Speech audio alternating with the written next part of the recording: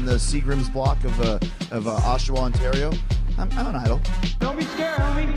Come on. Okay, first of all, the world is smiling at you. The wrestling business is smiling at you. And don't you frown back on it. Surprise, surprise, motherfucker. The king is back. The man to holler, the man with the power. Too sweet to be sour. Dylan Bowker. All right, I'm talking to a hot amateur prospect right now, has a 5-1 record, young guns. He's riding a 3-win streak right now, and only 19 years old right now. I'm talking to Keaneo Moyer. How's it going, man? Nothing, man. Just chilling. About to go for my daily 3-mile run. Yeah, and you really seem like you've been putting in that work, too. You seem like it's like something you're really passionate about. So what was that first point you knew you really wanted to get training, and then also like that first moment you knew you wanted to fight? Man, I've been fighting since I was little, like fighting on the streets, like always getting in trouble. And by the time I was like going into my freshman year, I was living out in Gresham, Oregon, and I walked by one of the renowned gyms in my state, Team Quest, and I was walking by with one of my friends, and I was just wanted to check it out. So I went there and checked it out, and Matt Lindland was there, Olympic silver medalist and a former UFC fighter, and he was there coaching, and I just walked in and asked if I could do one of his classes, and he was like, yeah, just fill out a waiver and stuff, and I filled out the waiver and did the class, and then ever since then I was just hooked. I'd always liked fighting, you know, but it was really cool to see, like, okay, I can come in and start training and come in and become a real professional athlete off of just training to fight, you know, like that was always my dream since I was a little kid to become a professional fighter. And then right when I went into the gym, they were like, okay, well, do you see yourself making a career out of this? And I was like, yeah, I see myself making a career out of this.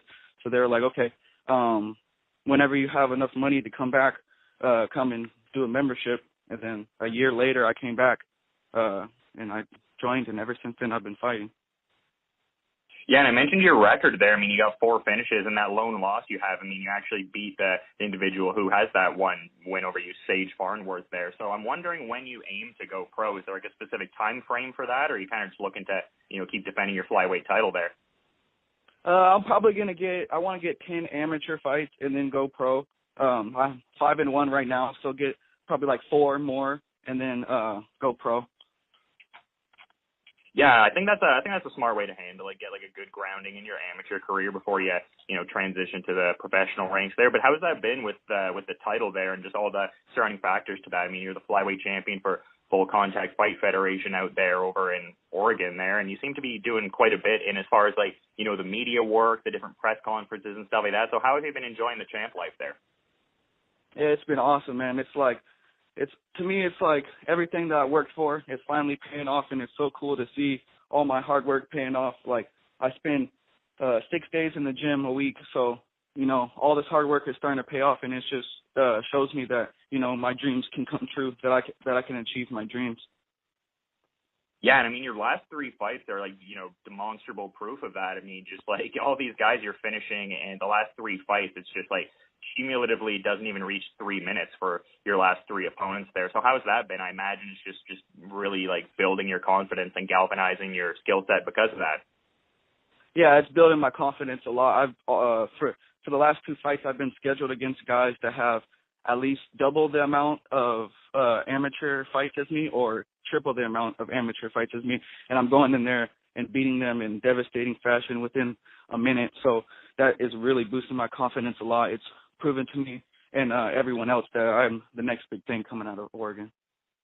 Yeah, I mean, you had a bit of a height disadvantage there, too, against your last opponent, Sean Kalinowski, but that really didn't factor into the fight there. You seemed to close the distance pretty quick and get in there. So do you really revel in those sort of challenges? Like, okay, how can I figure out how to close the distance and, you know, take advantage of an individual who maybe has like a longer reach than me? I mean, not that specifically, but like in other situations where it's like, oh, this guy maybe seems like he has a bit of an advantage over me in this regard. How can I, you know, take away that advantage from him completely?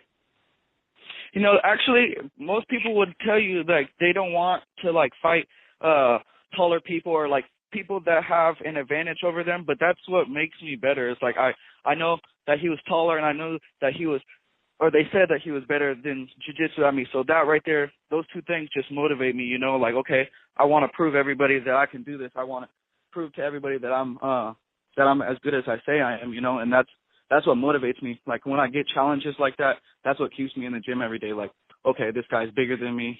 He supposedly has better jiu-jitsu than me, so let's go work on these things and work on how to beat him so I can go and do it. Yeah, and I have to imagine this is exciting, too, just all the recent successes, because it seemed like you went through a bit of a stretch there where you had quite a few canceled bouts. It seemed like you had a few years where you were out of the game there. So was that a frustrating period, just having that near 3-year time off from fights due to the cancellations? Yeah, but it really sucked a lot, but at the same time it helped me become a true mixed martial artist, because the whole entire time I was off for the 3 years, I was doing local jiu-jitsu tournaments and NAGA and IBJJF and all the jiu-jitsu tournaments that I could get myself into. So I wasn't really taking the time off. I was just sharpening my tools, But it did suck, though, because from the age of 15 to the age of 18, I wasn't able to find any fights.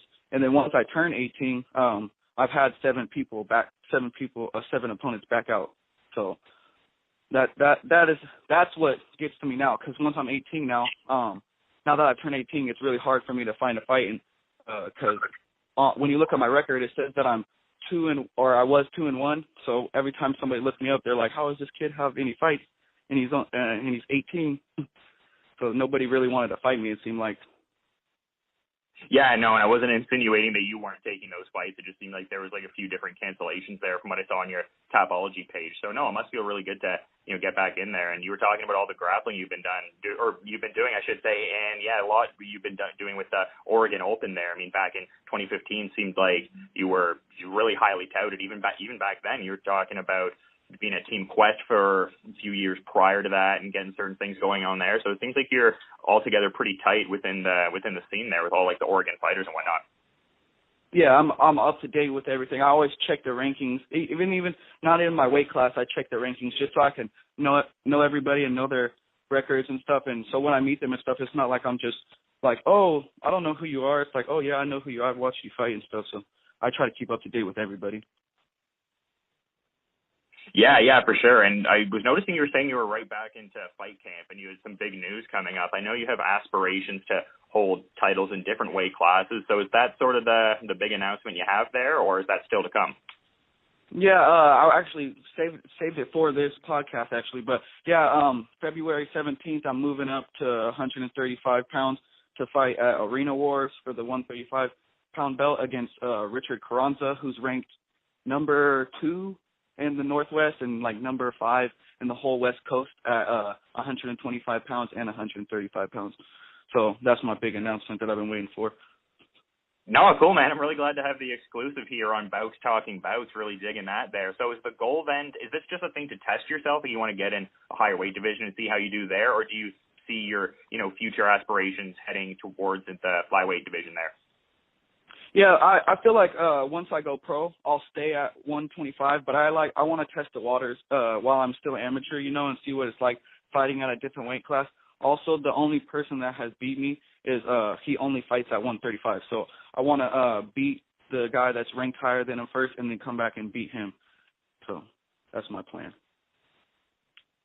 Yeah, I thought you were talking about that a little bit too, but we were also talking about some of the elements of you being on the Oregon scene and also your, enjoyment of grappling tournaments and things like that. I noticed Submission Underground's based in the area too, and based on picture I saw floating around on Facebook, seems like you have certain ties with Chael Sonnen in there. So would that be something you'd be interested in trying out at some point down the line, like Submission Underground or maybe even another, grappling promotion? Oh yeah, of course. I love to grapple. That's one of my main martial arts is I was jiu-jitsu for a long time, so I'm in love with jiu-jitsu and I love grappling against the best guys. So I'd love to compete at Submission Underground, especially because it's in my hometown too.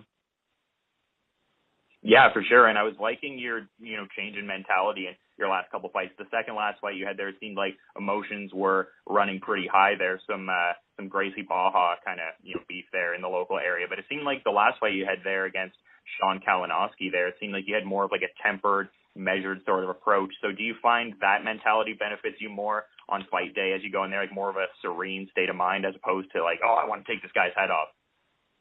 Yeah, I like having a clear mind and being able to focus on myself and focus on what I'm going to do and not really worry about the other team or worry about what they're doing or worry about social media stuff. I like having a clear mind. So this camp, it was really easy for me to focus on myself. But at the same time, though, once I go pro, I'm going to probably have to deal with that a lot, like, deal with all the Twitter beef and the Instagram beef and stuff like that. So I'm kind of glad that it's happening now so I can get used to it, so I can see what it feels like and see how I have to handle myself in those situations. But, yeah, I like having a clear mind, though, and being able to focus on myself. Yeah, and it seems like you're trying to benefit your mind in as far as going to college as well. I saw you were registered and you were looking to get an associate's degree going on there. I think that's pretty cool. Is that something you're going to, do once the fighting career is wrapped up and all? No, I'm actually going to go to school, and I'm planning on going to school and fighting at the same time. So cool. So that just in case anything happens, just in case anything happens in my fighting career, I'll have something to fall back on. Yeah, that's a smart way to do it, because I think people have this idea of, I'll have a degree and I'll work this job when I'm like 40 years old, but it kind of discounts something that, could happen in the meantime there. But it seems like you're putting in the work in general there. I mean, taking a lot of different small jobs and whatnot, but also it seems like your regular gig is, that of a construction worker. So does that job sort of like ground you and keep you focused on the fighting dream sort of thing, where it's like, okay, this is a day job, but I'm going to, get beyond this and I'm going to solely, do the martial arts going forward? Yeah, that I love doing construction, and I love doing natural restoration too. That's I usually do natural restoration, but it's a seasonal job, so the season ended. So for winter, I'm doing construction. But yeah, I really like doing construction and just hands-on jobs in general. I'm really, I think it's kinetic. That's what it's called, the word. But I'm really like hands-on. I really like using my hands and being outside in general too is just really relaxing for me. Yeah, no, that's cool. It's definitely a good job. I mean, keeps you active and going on a little bit there. But I was wondering what gets you fired up when you're training there. Like, do you listen to certain artists or particular genres, like when you're putting in the work there? Oh yeah, old school rap all day. Wu-Tang, Gangstar. Who else? Man, there's too many. Tupac, Biggie, Nas. Yeah. All them, like just old school 90s rap in general. That's what gets me really pumped up. No, I trained to the same stuff, man. I definitely get that for sure.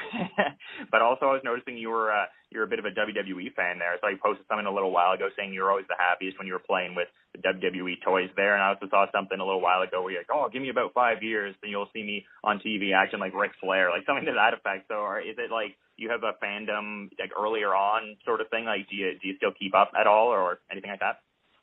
Oh, I don't keep up to date now because now it's just so hard because there's so many like new people like that I don't know about. It would be really hard for me to keep up. But I've always been a WWE fan since I was little, since I was a little kid, toddler. I was playing with the toys and stuff and watching it, and that was one of my dreams when I was little, is like to become a WWE wrestler. But then once I got older, my dad was always telling me like, and everybody in my family was always telling me, oh man, that's staged, that like everybody knows who's going to win the matches and stuff. And then I watched the first UFC with my dad. He went to Blockbuster and was supposed to give me WWE, but came back with UFC 1, Ken Shamrock versus Royce Gracie. And I was like, he was sitting there the whole time, and he was like, man, Keaneo, this is real. This is not staged. These guys are really fighting each other. Like, this is the real deal. And ever since then, I was like, all right, well, that's what I'm going to do. Not WWE, man. Like, I want to fight somebody and not get in trouble for it. And I was like, if that's the real deal, then that's what I want to do. But I've always been a WWE fan, though. Yeah, no, that's cool. I have like a similar thing with my dad where it's like I was watching the wrestling for a while, and he's like, oh, why are you watching this? Then we watched a couple like UFC shows together. And, I mean, I was an MMA fan before, but definitely like guiding it in the direction where that's more so like the main interest of mine. But you've been really good with your time, man. It's been fun talking. Is there anything you wanted to add as we're wrapping up here? If anybody wants to follow me on social media, you guys can follow me at YG_the King of 125, and follow me on my Facebook account at Keaneo Young Guns Moyer. That's my athlete page. I want to thank my sponsors, S.Casual Apparel and the Dank Ass Party, for always keeping me medicated. And other than that, I'm good. I just want to say thank you for having me on your show. I really appreciate it. Anytime you want me on again, I'd love to do it. Yeah, no, I'll have to have you on again at a later point, man. We'll probably talk more about that sponsorship there. It sounds like a cannabis sponsorship there. Probably have to get a little more into that on the next one. But been great with your time. Just had an awesome talk there with young guns. Only 19 years old, riding a 3-fight win streak there, and going to be just a killer when he gets into the pro ranks there. Thanks for joining me on Bowks Talkin Bouts, and enjoy the rest of your day, Keaneo. Yeah, thank you, Dylan. I really appreciate it.